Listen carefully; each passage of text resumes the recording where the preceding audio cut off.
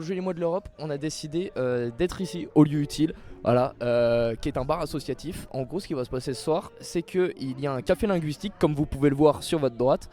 Et il n'y aura pas que ça ce soir.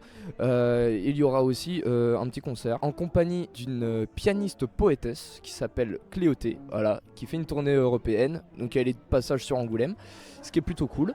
On va essayer de l'interviewer, je vous le garantis vraiment pas. Mais du coup, on va essayer de profiter un maximum. Et qui plus est, il n'y a pas que cet artiste, il y a aussi plein d'autres artistes qui sont dans la salle de concert du lieu utile. Et c'est organisé par les membres du SIG. Voilà. Donc moi j'ai envie de dire Bamonos. Et ça, c'est pas de la bière, c'est du jus de pomme avec de l'eau gazeuse. Mais ça, on en parlera un peu après.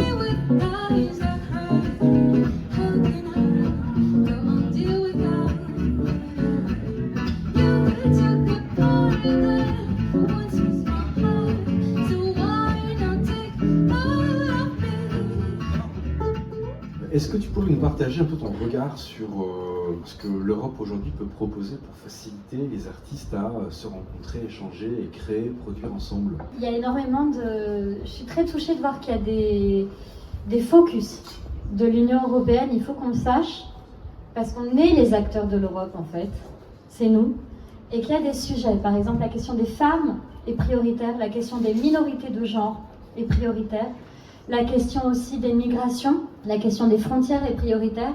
Et après, c'est comment est-ce que c'est traduit, interprété, travaillé, qui a les fonds, qui arrive à poser des dossiers.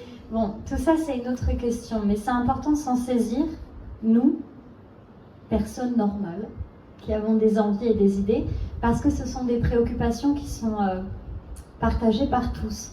Et je raconte juste cette histoire. C'est vrai que j'étais à Berlin la semaine dernière, parce qu'on présentait une édition de cette espèce de dream, cette utopie du Fabrica Femina, des communautés de femmes. On l'a fait, la première c'était octobre 2024, donc c'est brand new, c'est un launching project.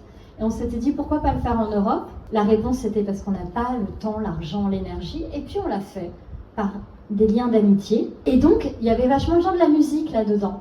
Et c'était touchant de voir qu'on organise ça un peu simple, parce que on n'a pas des budgets dingues, et qu'on a autour de la table 12 personnes, et c'est Warner Music, Sony Music, Universal Music, c'est Deutsche Grammophon, c'est Music Board Berlin, qui sont vraiment les grosses institutions, et de se dire, ok, en fait il y a plein de gens qui ont envie de faire les choses, et qu'on est tous toujours tellement renvoyés à l'idée qu'on est trop petit, qu'on n'est pas important, qu'on n'a pas beaucoup de followers, qu'on n'a pas beaucoup de views, enfin tous ces trucs-là qui sont hyper dévaluants en permanence pour nos personnes, qu'on n'ose plus contacter, faire du lien, d'humain à humain. Et moi j'ai été hyper sécurisée, encouragée par cette bête découverte que de parler aux gens c'est fantastique et qu'il se passe plein de choses. Et que là à Berlin on avait toutes ces personnes-là autour et qu'il va se passer plein de choses l'an prochain d'ailleurs. Ces gens-là seront au Fabrica Femina de septembre prochain, mais je donne vachement de dates et je suis hyper désorganisée, donc il faudra vraiment que tu fasses un... Bien se connecter sur tes réseaux. C'est vrai qu'il y a un réseau qui s'appelle le Studio La Madeleine. Studio La Madeleine, vous mettez tout et peut-être vous avez les infos. Si Community Manager, moi, fait son travail entre minuit et 2h du matin. Voilà. Bonjour à toi. Alors on l'a vu, tu t'appelles Cléoté, en tout cas c'est ton nom d'artiste. Exactement. Tu es une artiste française. Oui. Et tu fais une tournée européenne en ce moment, comme tu l'as dit tout à l'heure. J'espère d'ailleurs que le fait qu'on t'ait filmé pendant cette petite intervention t'a pas dérangé. Je Je crois que ça va, je m'en suis bien sortie, il n'y a pas de souci. Du coup, moi, je voulais revenir sur un terme qui, moi, m'a mis grandement en haleine, c'est le terme de pianiste poétesse. Au final, qu'est-ce que c'est? Parce que c'est très vague. Moi, perso, je ne l'ai jamais entendu. Donc, est-ce que tu pourrais nous en dire plus? Alors, c'est vrai que là, quand je présente mon travail, je présente les initiatives au sens large. Et après, il est vrai que donc, moi, je suis pianiste, très libre. J'ai un rapport très autodidacte à la musique. Par contre, j'écris depuis très longtemps et je travaille la voix comme outil principal. Donc je suis chanteuse soprane. Après, je travaille sur des dispositifs amplifiés et je travaille sur une musique très cinématographique. Je pense que c'est ça la meilleure définition, qui va mettre en lien le piano avec la voix dans tout ce que ça peut avoir de chant très réverbéré, très éthéré comme ça, et puis le mot qui n'est pas forcément chanté, mais qui est dit aussi. Donc voilà, j'écris, je chante et je fais des dispositifs pluriels. Et voilà, c'est pas simple, mais ça existe. Mais du coup, ça se rapproche plus de la musique classique qu'autre chose, au final. Écoute, absolument pas, c'est ça qui est drôle, c'est-à-dire moi j'ai rien appris, je ne sais pas lire la musique, je ne sais pas l'écrire. Après j'ai des projets avec l'opéra, j'ai des projets avec des ensembles de musique contemporaine, j'ai des projets avec des musiciennes et des musiciens de musique classique certes, mais moi je suis autodidacte, j'aime le rock and roll. J'ai fait des disques avec John Parrish qui est le producteur légendaire de PJ Harvey en Angleterre, donc je travaille avec les mondes de la musique rock indé, on va dire, depuis très longtemps. Et pour autant, c'est juste, je pense que j'ai une âme qui est assez classique.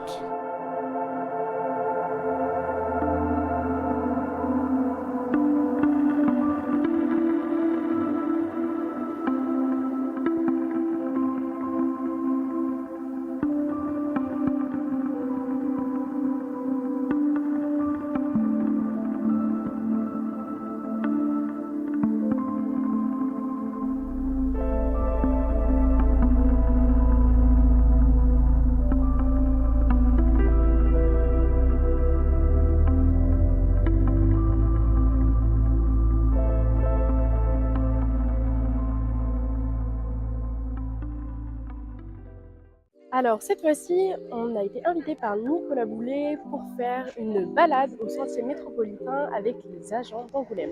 Je vous laisse le suivre.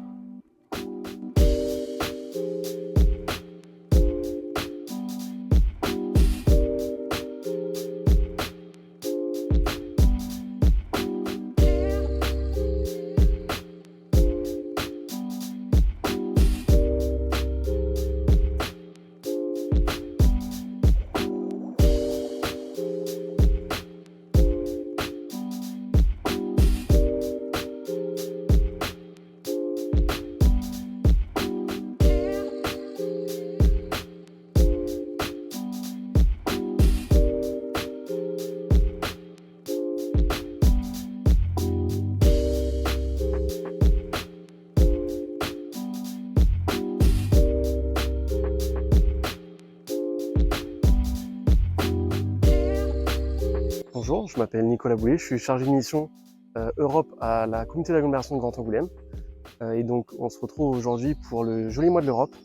Donc dans ce Joli Mois de l'Europe, il y a des actions qui ont été mises en place à destination des agents de Grand Angoulême, notamment cette balade sur le sentier métropolitain. Alors le Joli Mois de l'Europe, qu'est-ce que c'est?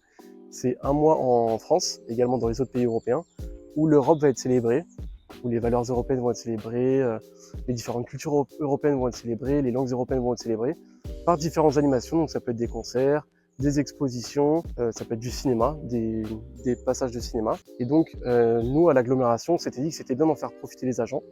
Et comme l'agglomération a participé à un projet européen qui est le HUBIN du programme Horizon 2020 de la Commission européenne, ça a permis la mise en place du sentier métropolitain.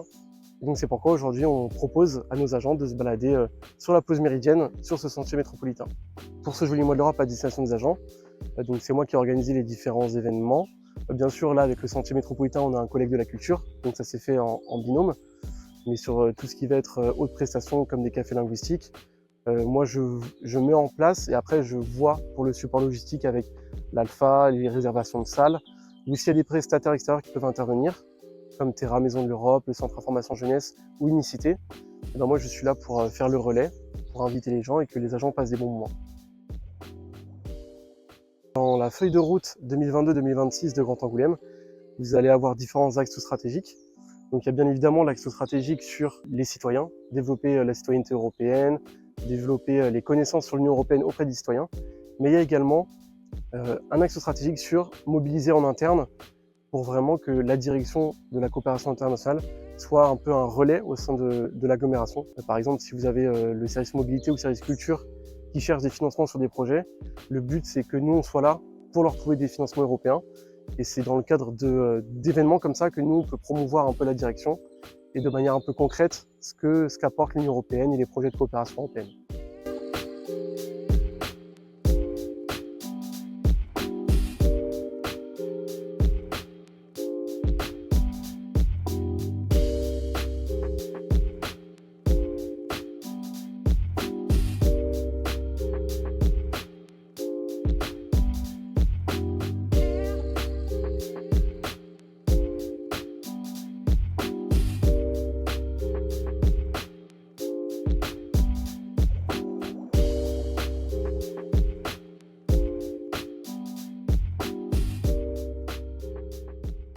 Pour le joli mois de l'Europe, on est allé aux Eurokestries. Un groupe d'une 50aine de jeunes musiciens venant de l'Europe tout entière s'est réuni ici à Jonzac afin de performer l'art de l'orchestre. Le matin, on a eu la chance de pouvoir assister aux répétitions de chaque famille d'instruments.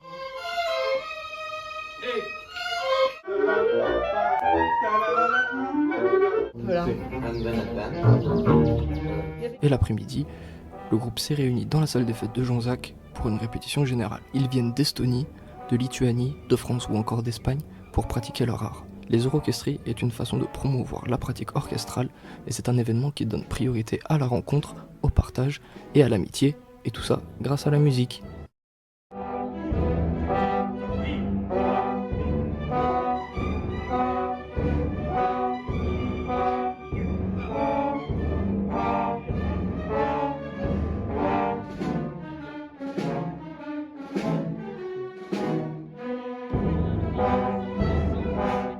Continuer sur le joli mois de l'Europe, on se retrouve à Fléac, dans la commune de Fléac, où le comité de jumelage organise un événement porté sur l'environnement. La commune de Fléac d'ailleurs qui est jumelée avec Markbreit, voilà, qui est une ville en Allemagne. Et il y aura plein de petits ateliers, c'est co-organisé par Terra, l'association Terra. Et il y aura surtout plein de témoignages, on va essayer de récolter tout ça.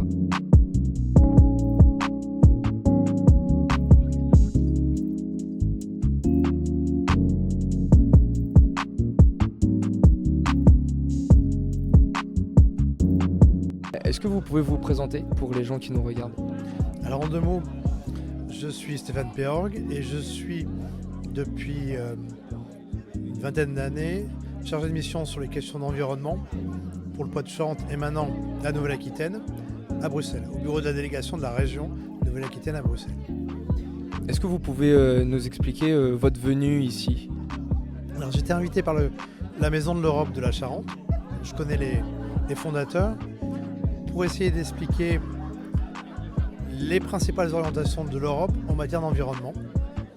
Donc le Green Deal, toute la politique de l'eau, des déchets, depuis maintenant presque 40 ans. C'est quoi votre rôle? Mon rôle, c'est d'être une vigie. C'est de savoir ce qui se prépare à l'avance à Bruxelles. Parce que Bruxelles, la capitale européenne, c'est un lieu où les institutions décident, prennent des actes législatifs, prennent des actes budgétaires qui vont impacter le budget de la région et des collectivités locales françaises. C'est aussi un lieu où on débat à l'avance. Et cette espèce de bruit de fond, qu'est-ce qui est à la mode, qu'est-ce qui est important, dans quelle direction va le curseur de la politique de l'environnement et du climat, ça c'est important pour nos décideurs en région. Et j'essaye de savoir ça un peu à l'avance. Et mon travail, c'est d'aller frapper gentiment la porte de la commission pour qu'elle me dise un peu à l'avance ce qu'elle prépare. Okay. Elle m'ouvre pas toujours, dans ce cas-là je fais le tour, je vais en parler avec d'autres. Okay. Mais c'est ça mon travail, c'est savoir ce qui se passe dans la commission, mais j'y suis pas. Ok. Et du coup, est-ce que vous vous considérez plus comme un politicien ou un scientifique? Je me considère, comme mon contrat me l'indique, comme un fonctionnaire. J'avais un ami qui avait une bonne expression. Il disait « je vais voir ce qui se passe, je prépare les douilles et les hommes politiques, je leur envoie l'info, ils décident ou non de tirer. C'est-à-dire je leur envoie toutes les informations pour qu'ils prennent une décision. J'essaie d'avoir un avis scientifique, c'est-à-dire un avis objectif. Je leur donne ces éléments de décision prospective et eux décident après ou pas. Mais je ne suis pas un politique. Quelle est l'opinion de l'Europe sur l'environnement ? Il n'y a pas une seule opinion parce que l'Europe, ce n'est pas une seule institution. Mais l'environnement, c'est un des sujets de notre avenir. Et donc, il est débattu là où on débat d'Europe, au Parlement, à la Commission et au Conseil des ministres. C'est une des politiques essentielles, qu'elle soit sur le plan économique, sur le plan de la santé ou sur le plan de l'organisation de nos sociétés quand on réfléchit aux problèmes à venir du changement climatique. Quel focus ça peut avoir ? Il va y en avoir différents, il va y avoir des focus très concrets sur la vie des gens. Quand on change les ampoules qui leur sont disponibles, quand on veut améliorer l'efficacité de leurs bâtiments, quand on veut améliorer la qualité de leur eau, réduire la pollution sonore, la pollution industrielle, la pollution dans les villes, tout ça, ça agit sur les gens. Seulement, à chaque fois, on déplace le curseur de la société, donc ça a des coûts, ça gêne des lobbies, ça en favorise d'autres, et c'est le jeu démocratique qu'on voit à Bruxelles comme on le voit ailleurs. Sauf que, pour l'essentiel, 75% des décisions en matière d'environnement se prennent d'abord à Bruxelles, dans ce débat-là, avant d'arriver en France.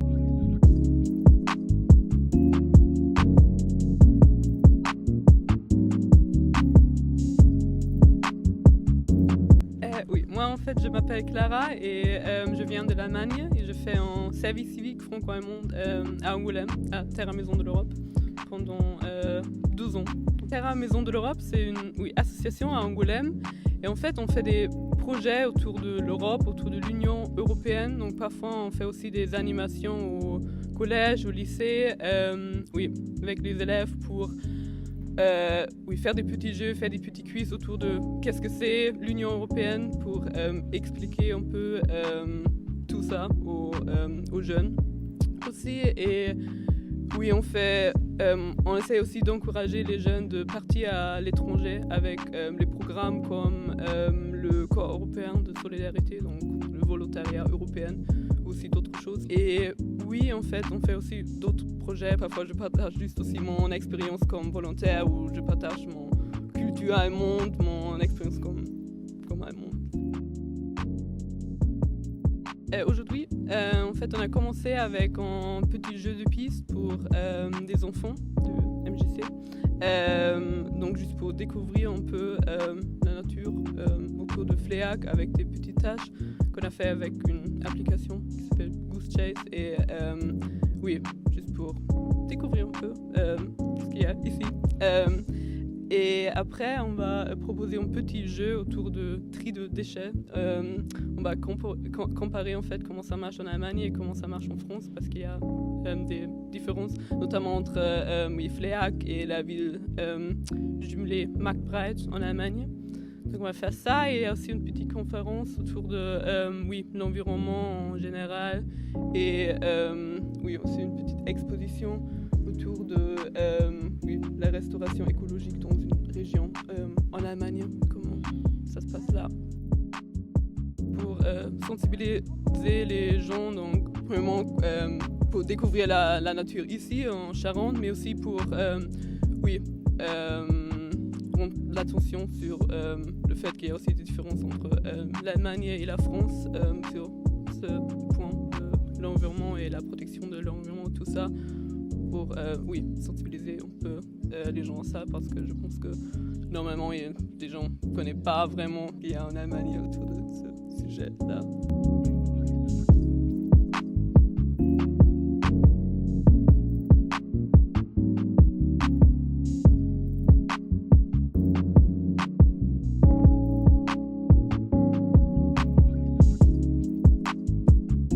Alors, je suis Hélène Gingast, maire de la commune de Fleac, depuis 2020, précisément depuis mars 2020.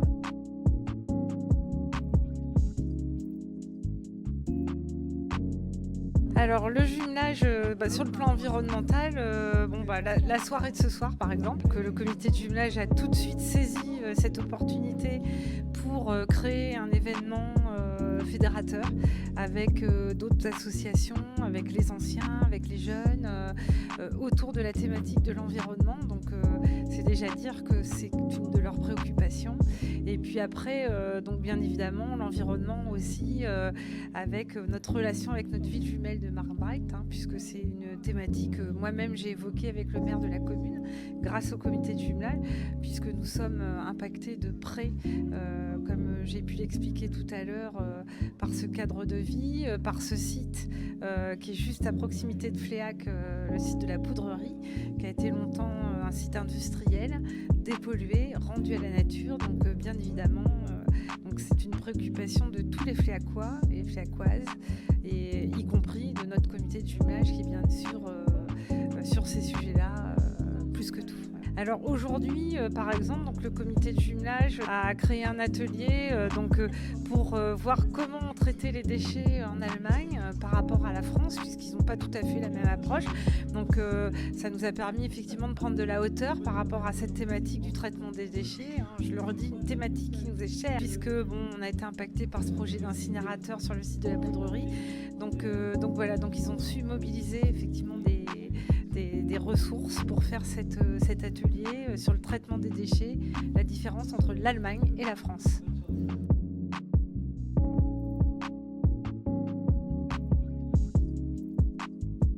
Alors au niveau des projets sur la commune de Fléac, on a donc un plan d'action biodiversité qui consiste, il y a plusieurs phases.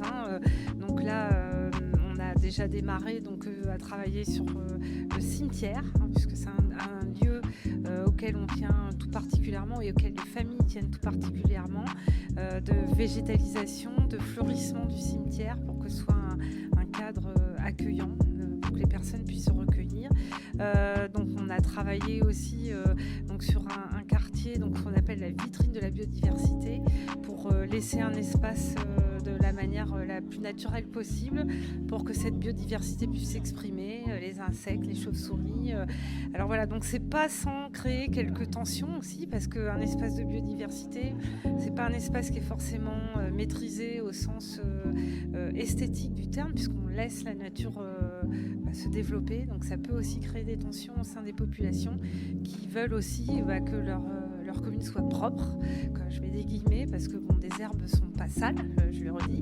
Là, donc tout ça, il faut le travailler avec la population pour amener progressivement à cette acceptation-là, d'avoir parfois des herbes qui poussent pour que les insectes puissent s'installer, les oiseaux, les animaux.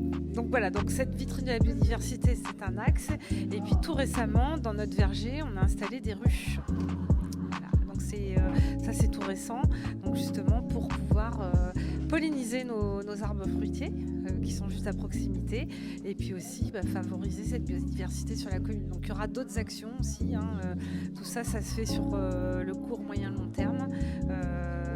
Fléac est déjà une commune dans un écrin de verdure, comme j'ai dit tout à l'heure, mais on veut aller encore plus loin sur cet environnement apaisant, parce que je pars du principe qu'un environnement apaisant aussi crée des relations apaisées entre les hommes aussi. Donc c'est important. Donc on a un site internet qui est mis à jour régulièrement, on a une page Facebook aussi qui est mise à jour régulièrement, et puis un compte Instagram où on peut suivre toute notre actualité. Et puis après la presse locale, la Charente Libre, l'affichage aussi, parce que des panneaux lumineux, donc on peut s'informer sur la commune de Fléac sans problème.